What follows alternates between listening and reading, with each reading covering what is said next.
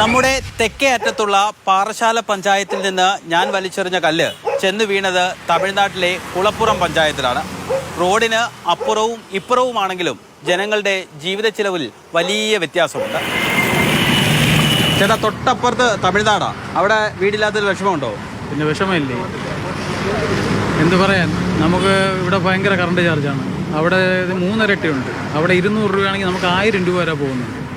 പിന്നെ വെള്ളമില്ല, അവിടെ വെള്ളം ഫ്രീ ആണ്. കറണ്ട് ബില്ല് എനിക്കൊക്കെ 215 രൂപയാണ് ഈ മാസം വന്നത്. എനിക്ക് മോട്ടറുണ്ട്, 2 ഫാനുണ്ട്, ഒരു 5-6 ലൈറ്റ് ഓടും, ഹാൻഡ് പാക്സും ഓടും. ഇപ്പോൾ കേരളത്തിലവർക്കാണെങ്കിൽ എങ്ങനെ നോക്കിയാൽ എനിക്ക് 215 രൂപ, അവർക്ക് 800 രൂപ, 900 രൂപ.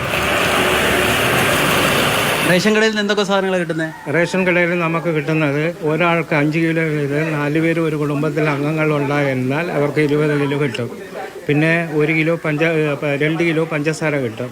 പിന്നെ 1 കിലോ പരിപ്പ് കിട്ടും. പിന്നെ 1 ലിറ്ററിൻ്റെ പാം ഓയിൽ കിട്ടും. പിന്നെ ഗോതമ്പ് ഉണ്ടെങ്കിൽ ഗോതമ്പ് കിട്ടും. 2 സിലിണ്ടർ ഉള്ളവർക്ക് മണ്ണെണ്ണ കിട്ടില്ല, 1 സിലിണ്ടർ ഉള്ളവർക്ക് മണ്ണെണ്ണ കിട്ടും. അത് 2 ലിറ്ററിൻ്റെ മണ്ണെണ്ണ കിട്ടുന്നത്. എന്തൊക്കെ ആനുകൂല്യങ്ങളാണ് സർക്കാർ തരുന്നത് സ്ത്രീകൾക്ക്? 1000 രൂപ മാസം തരണത്. പിന്നെ ബസ് ഫ്രീ, പിന്നെ ആശുപത്രിയിലൊക്കെ ഉള്ളവർക്കൊക്കെ അങ്ങനെയൊക്കെ ഫ്രീ ഉണ്ട്. ഇവിടുത്തെ ബസ്സിലാണെങ്കിൽ സ്റ്റിക്കർ ഒട്ടിച്ചിരിക്കും. അതിലാണെങ്കിൽ തമിഴില് മകളിർക്ക് ഇലവസം എന്ന് എഴുതിയിട്ടുണ്ടായിരിക്കും. അത് കാണുമ്പോൾ എല്ലാവർക്കും മനസ്സിലാവും ഇത് ഫ്രീ ബസ്സാണ്. കേരളത്തെ ഇവിടെ വില കുറവ് തമിഴ്നാട്ടിൽ. അത് കേരള ആൾക്കാരിൽ വന്ന് ഇവിടെ തന്നെ അടയ്ക്കുന്നത് എല്ലാം നല്ല സന്തോഷമായിട്ട് അടച്ചുകൊണ്ട് പോകണം. ഇവിടെ റേറ്റ് കുറവുണ്ട്, അതുകൊണ്ട് മൈലേജും ഉണ്ട്, കുഴപ്പമില്ല. മദ്യത്തിന് കേരളത്തിലാണോ വില കൂടുതൽ, തമിഴ്നാട്ടിലാണോ?